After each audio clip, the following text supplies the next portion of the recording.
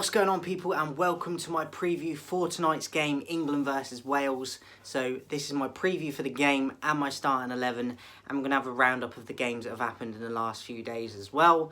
Hope you enjoyed the video, guys. Let me know your starting 11 in the comments, and before I get into it as well, 2,000 subscribers by the 1st of December is the target. We're a bit off it. I don't think we're going to make it in time now, which is a huge shame. But I'm not stopping. This channel's about growth. This channel's about self-belief. And this channel is for you to come and be a part of as well, and be in a community and come and join me on the road as well. So anyone that's a sports fan, I bring NBA content as well. But at the moment, we're focusing on the World Cup. And tonight's game, England versus Wales, the final group game. And it's a crucial one for both teams. So prediction for it, I'm going to go 2-1 England. I think they will make it difficult for us. They'll be up for the fight, Wales. I think America have more quality player for player than Wales do. And we got a draw against America. But I think Wales have a little bit more fight in them than the US have, even though they may not have as overall good a squad of players. I'm going to go with a 2-1 England win and us to go through top of the group. As for my starting 11, in goal, I'm going to go with Pickford. I think he has deserved his spot in goal. I don't think Ramsdale or Pope have done enough yet to, leading up to the tournament, even in games that they had opportunities in, to take Pickford out of the team. And I think previous tournaments, Pickford has been one of our best players, and I still don't think he's let us down yet. So Pickford would be my keeper. I'm using this game as well, even though it's a crucial game, and we'll probably still go through anyway, even if we don't win the game. I'm going to use it as a rotation thing as well. So I'm using it as an opportunity to get players in that ain't going to get a ton of minutes. I don't think Trippier's played well in this tournament. Before the tournament, I actually thought he was going to be England's most important player, considering how he's been for Newcastle. But it's not quite worked out that way in this tournament. I think he's been below par. So for rotation and resting him, if you want to bring him in for later games in the knockouts, I would put Trent in. And also with Trent, I don't think you can take players of his calibre and what he offers going forward and never give him minutes in the tournament. I do think he's a risk defensively, but I think this is a perfect opportunity for him to come in, get some minutes, even if you sub him off. And tactically, I'm going to go into it in a bit, if he pushes forward, what I would do as well. But Trent would be my right back. As for the centre-back pairing, I've been wanting Ben White to feature throughout the tournament. I'm hearing that he's got a sickness or an illness at the moment. But let's face it, he's not going to play in any of these games, but he should be. But bearing in mind that he's ill, I wouldn't have Maguire in the squad. I know a lot of people were saying that he was our best player against the US, and he's been our best player in this tournament. I think Stones was just as good as him in the US game, personally. I think he was okay in the US game, but in the Iran game, he's at fault for one of the goals. So I'm not having it that he's been our best player in this tournament. I'm not a fan of him, and he's just not quick enough either. So for the centre-back pairing, I would stick with Stones, and I would put Cody in. I think Cody's very underrated. He's not the quickest himself, but he's still quicker than Maguire is, and I think that would do a safe enough and good enough job, and I also prefer him to Dyer. So I would go with Stones and Cody. Left back is pretty self-explanatory. It would be Luke Shaw. I don't think he's been poor this tournament. I think he's been one of our better performers.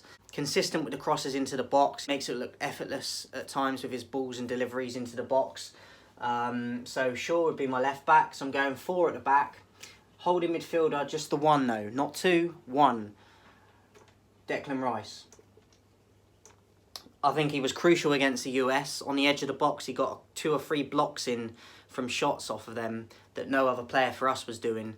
And if he had not of, it might have troubled Pickford. So Rice would be my holding midfielder in number 6. On the right, I'm kind of going with a little bit of a diamond, a little bit. So here, I'm going to go on the right, I'm going to go Foden.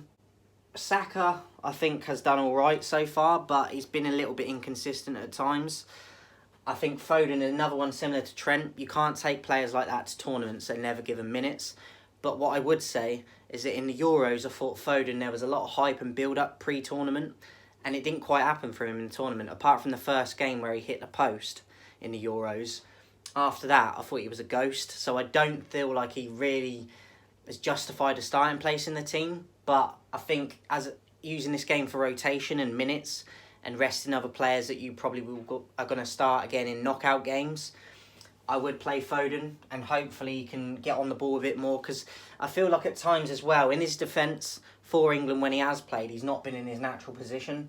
He can play either side here as well, but he could even probably play number 10, but I would put him on the right and see how he does. If it's not going well, take him off. The only trouble is here on the right side, defensively, these two will struggle. So this is where the tactics will need to come in, which I will come into in a minute.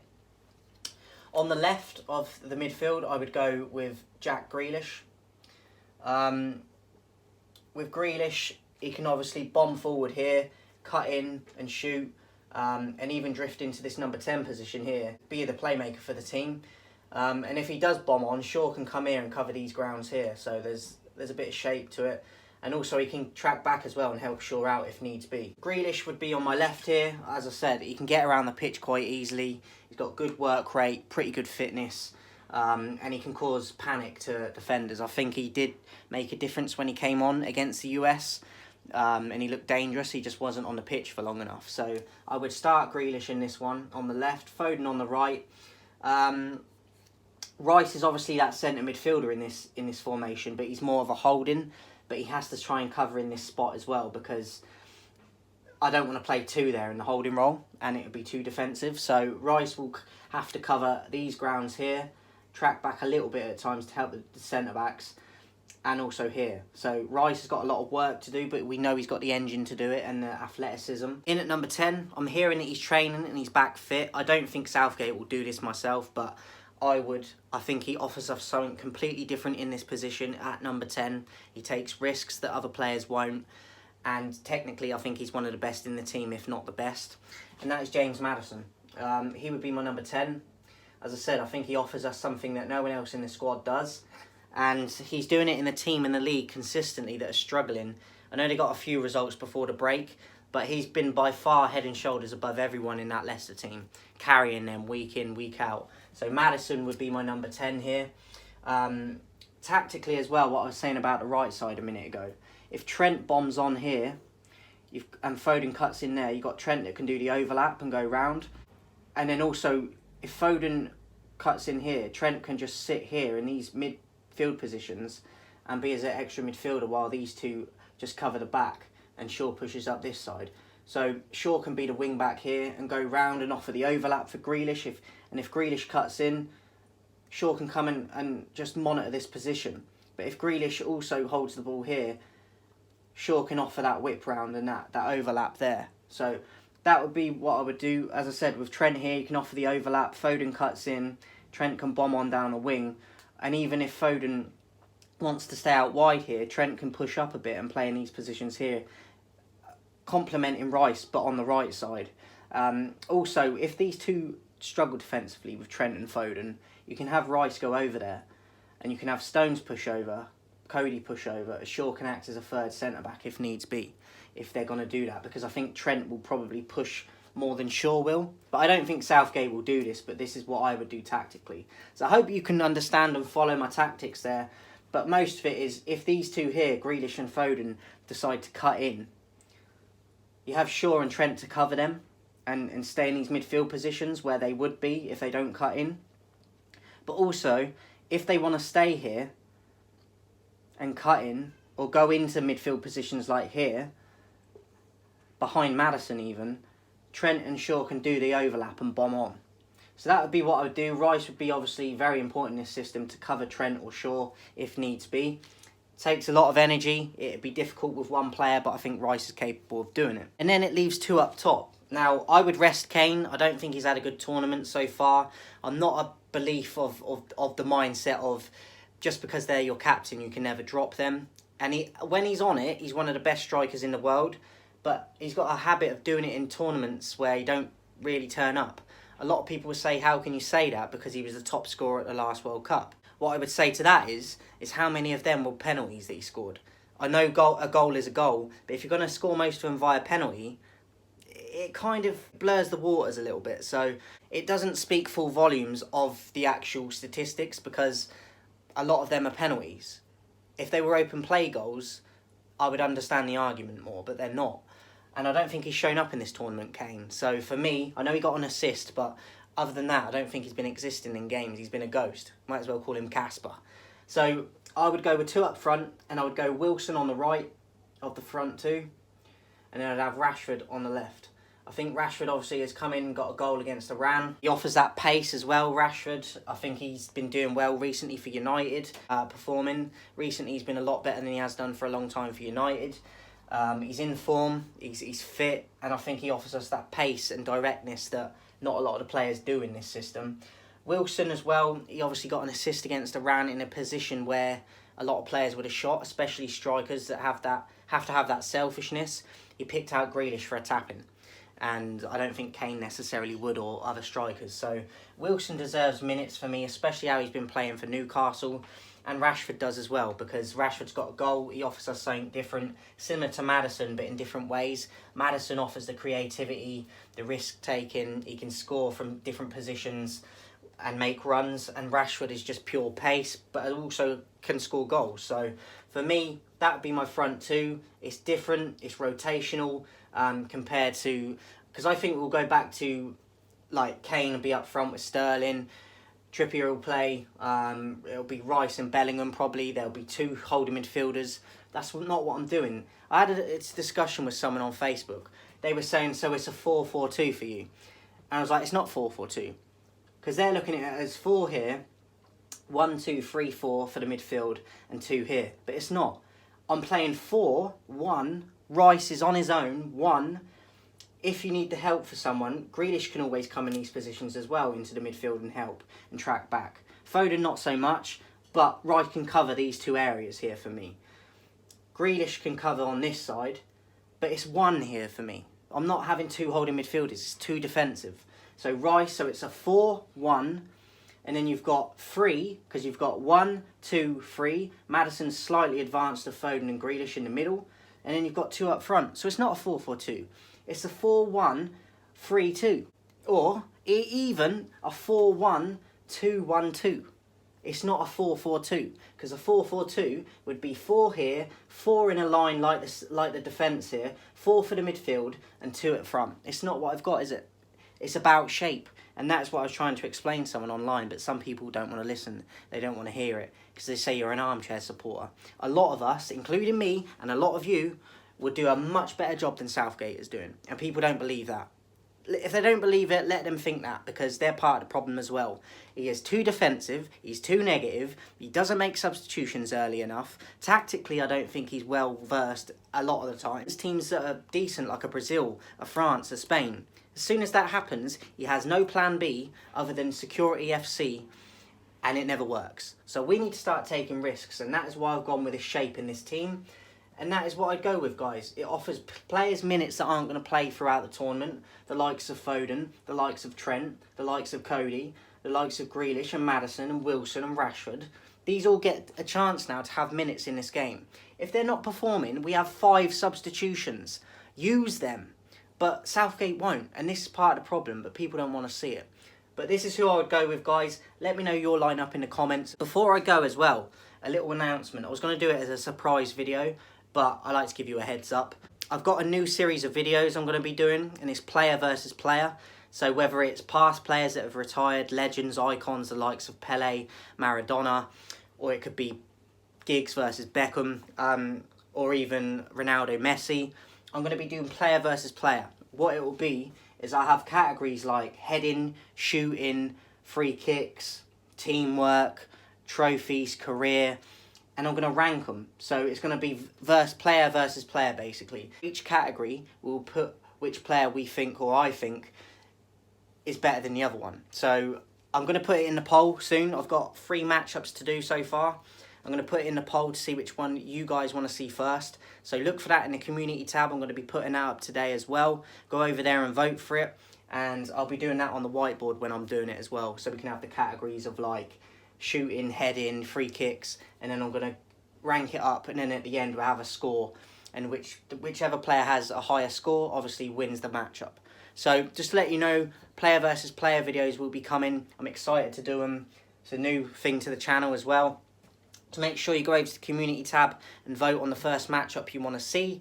Getting into some of the other games as well that have happened recently in the World Cup. We had Poland beat Saudi Arabia 2-0. Lewandowski, I think, got an assist in that, and I think he might have scored one. Argentina beating Mexico 2-0. But for me, I was looking forward to that game a lot, and it really didn't deliver for me. I thought Argentina struggled, and Mexico did as well, and there was only 2 late goals to decide it. So I usually look out for Mexico because they usually have good tournaments, but they've been one of the worst teams so far, and it's a shame. Argentina beating them 2-0 in that one. Tunisia lost to Australia 1-0. Fair play to Australia. I thought Tunisia would win that, and Australia deserved to win it. They could have had more than one as well. So they won 1-0 against Tunisia. France beat Denmark 2-1. Mbappe with the deciding one. Denmark been disappointing to me in this tournament. I was very impressed with them in the Euros. Obviously, took us close to not getting into the final. And I was just impressed with them in the Euros, especially considering the thing that happened with Eriksen and how they went on without him. And with Eriksen back now, they still got the core and majority of that same squad, but they've just not showed up this tournament. And it's a shame because I think they're very underrated, but this tournament they haven't shown it. So France beat them 2-1. Japan losing to Costa Rica. Fair play to Costa Rica, but Japan were the better team, and Costa Rica stole it near the end of the game. Spain, Germany was 1-1. Pretty good game, and I think that Germany just wouldn't go away. I think Spain probably edged it, but Germany came into it in the later stages and grabbed the equaliser. Morocco beat Belgium 2-0. A lot of people surprised by that, but I wasn't, because I think Belgium have got quite an old squad now. They're not the squad they were a few years back, and I'm not hugely surprised by that score, to be honest. Morocco 2-0. Croatia beat Canada 4-1. It's a bit of a shame for Canada because they played some good football in their 2 games they've played, exciting football, but they don't have the firepower up front. I think David's been disappointing. Davies obviously got the goal against Croatia for them, but he missed a penalty in the other game. They play some good football, as I said, but they lack that firepower, and you can see that they're weak defensively as well. So it's a bit of a shame for Canada. Would have liked to have seen them get through to the next stage at least, but losing 4-1 to Croatia. And then yesterday we had Cameroon-Serbia, which was 3-3, which was a very good game. It's one of the best games I've seen so far in the tournament. Cameroon coming from behind to get a draw in that one. Brazil beat Switzerland 1-0. Not the best game, to be honest, but Casemiro with a winner. Very decent strike in that one. 1-0 Brazil. South Korea lost to Ghana 2-3. Another good game as well. I feel like South Korea probably deserved a draw in that at least, but Ghana wouldn't go away, and South Korea were actually 2-0 down, got back to 2-2, and then Ghana snatched the winner. So fair play to Ghana. I don't think South Korea deserved to lose, but fair play to Ghana, 3-2. And then Portugal beat Uruguay 2-0, which I wasn't surprised with because Uruguay have been very lacklustre and disappointing. I don't think they've lived up to the squad they have. And Suarez hardly looks like he can run anymore. He did have one decent chance where he struck and it got saved in the box, but other than that, he really isn't the player he was, which is not very nice to see. Nunes, I think, has been disappointing for them. Cavani started but didn't really do a lot. I think Bentancur is the only one really that's been head and shoulders above everyone in the squad. So I feel like he could be with better players, to be honest. I think he's the only one that stood out to me for Uruguay. I even think Valverde's been poor. So Portugal picking up a 2-0 win in that one. So that is it for today. For yesterday's games. Today's games, it's the start of the 3 o'clock kickoffs and 7s today. So there's no more 10 o'clock, 9 o'clock games or anything like that, the morning games. So we've got Ecuador versus Senegal at 3. Netherlands versus Qatar at 3, and then tonight we've got Iran versus USA at 7, and also Wales versus England at 7. So make sure you tune in and support the boys. Hopefully we can get a result and some bit better entertaining football that's not so defensive. With that man in charge, I wouldn't keep my hopes up. So appreciate everyone's support, and I'll catch you guys soon.